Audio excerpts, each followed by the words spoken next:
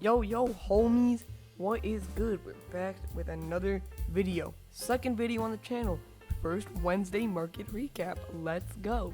Anyways, this is what the setup looked like today. Had a few new designs, like the propeller pulley thing that actually goes pretty high. I would be surprised. I would say it goes up a good 20-ish feet. It's especially if you get a good pull.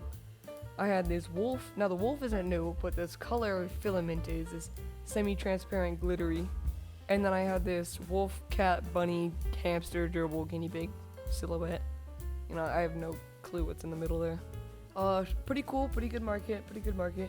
Now I would say I was a little bit annoyed. You can see in this photo there's a gap in between two stands, and you know that is where our stand usually goes.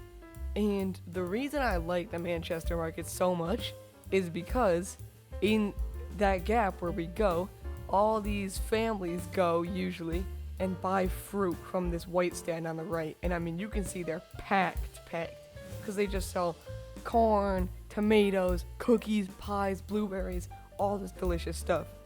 So while kids are sitting there being bored because they don't feel like standing in the line, they'd come over to my stand and they'd check out all my cool stuff. And then that's how I make big dollars. But the manager said, no, we need you on the other side today. Which, I mean, I didn't really understand why. Because usually the stand all the way on the right there, like all the way, the green one, she would usually come over to us and we would go in that gap. So I don't really understand why we're here. Yeah. Weirdly enough, I actually had a kid come ask for a refund. That's how bad today was. That's the first refund I've ever given out. I was actually quite surprised. So how it happened was, he comes up to me and he's like, hey, can I buy this? And he holds up the pink dragon. I'm like, sure, it's $10. He's like, oh, I don't have $10.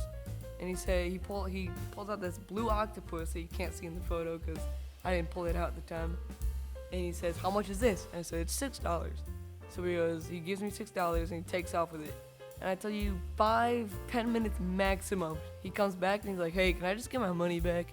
I'm like, sure, I guess. Do you want anything else? And he's like, no. And while I'm opening up the cash box, I ask him, so what's the reason of refund? And he says, what? I go, why do you want your money back? And he says, oh, it's falling apart here, and he points to a part of it. And I go, oh, that's strange, I'll look into it. And I look at it, it was the seam line on the print. And for those of you that don't know, the seam line is basically where the print goes to finish a layer, and it steps up a little bit to do another layer. And it basically just appears kind of like cloth, where you have a seam line somewhere on it to just sew it together. It's kind of like that. And I was like, dude, it's not falling apart. Come on, man. I'm not making garbage products here. But anyways, I'm getting off the rails. So yeah, in terms of money, I made like $30-something. Not great. Usually I like to average 40 to 50. So it's whatever. You have good markets, bad markets. I mean, the last Saturday's market was great. So yeah, I mean, it was pretty cool. Now this morning, Thursday morning, I had to clean out the Ender 3. It was a bit of a pain because I was struggling to screw it back in. Took me like 20 minutes. I was just kind of tired and I was watching YouTube, so I was like, whatever, just taking my time. And then to end on a little bit of a good note, I put the school guinea pig that I took home for the summer next to my cat, and they look adorable. I mean, so cute. Anyways, that's it for today. Thanks for watching. See you on Saturday. Booyah!